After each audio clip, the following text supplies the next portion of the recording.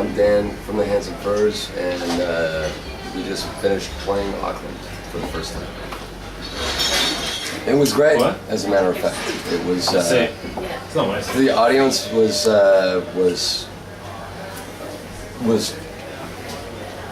totally emotional and really fun to play for. So, yeah.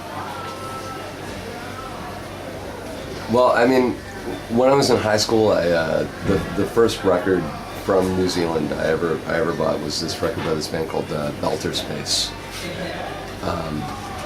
which was like a huge record for me because nobody else had it. I like actually ordered it, and my friends were all kind of like record collecting nerds, and I treasured this record. And then I got into the Bats and the Chills, and I was kind of imagined what New Zealand looked like. And then I saw Lord of the Rings later, and I was like, oh, that's what New Zealand looks like.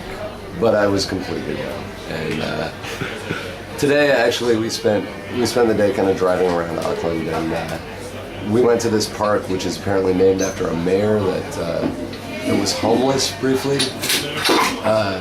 Savage. I don't know. Matthew, our contact agent, told me about this.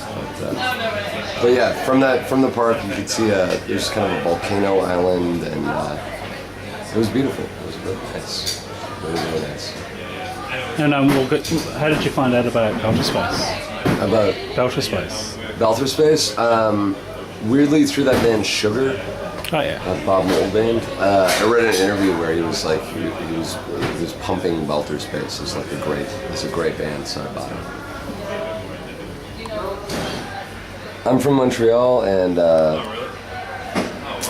unfortunately the mafia controls the entire municipality, so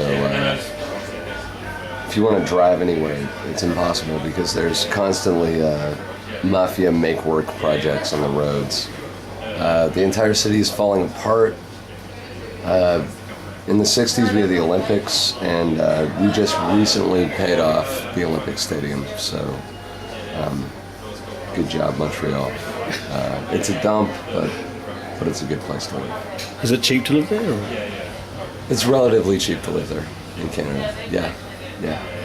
The price you pay for living there is that maybe the metro station will collapse. So.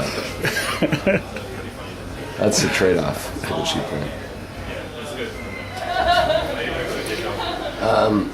On this tour, we're going to Australia after this, which I don't know about.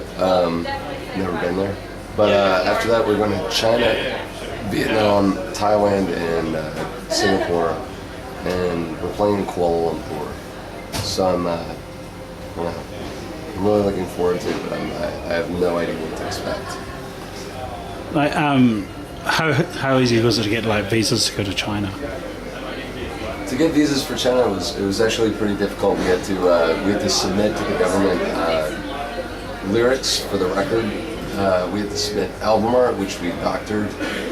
So our new album has a picture of a young Vladimir Putin on the back, and not a completely flattering light. So we photoshopped him out, and we had to submit video footage of us playing live that wasn't YouTube. So it was actually kind of difficult. We had to put together this like sort of like sugared pill of Handsome Furs to get the work visas.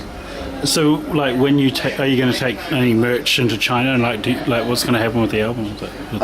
We're taking a couple of CDs into China, and we the promotion company that's like putting the shows on, they made some Chinese T-shirts for us.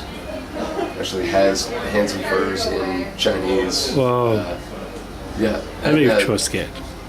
The symbol for marriage, which is also the symbol for double happiness, covered in blood. That's the T-shirt. So other than that, we're not taking any merch because apparently the guy that's bringing us over brought over Battles, and they played their first show in Beijing. And by the time they got to Shanghai, there was a guy outside of their show in Shanghai with like bootleg Battles CDs and T-shirts, like within 24 hours. So we were told, don't even bother. So. I'm Dan from Hanson Furs. You're watching Cheese and Toast TV. No, Listen to if brand you new were going to go math crazy, from bring here. upstairs. Sure, bro.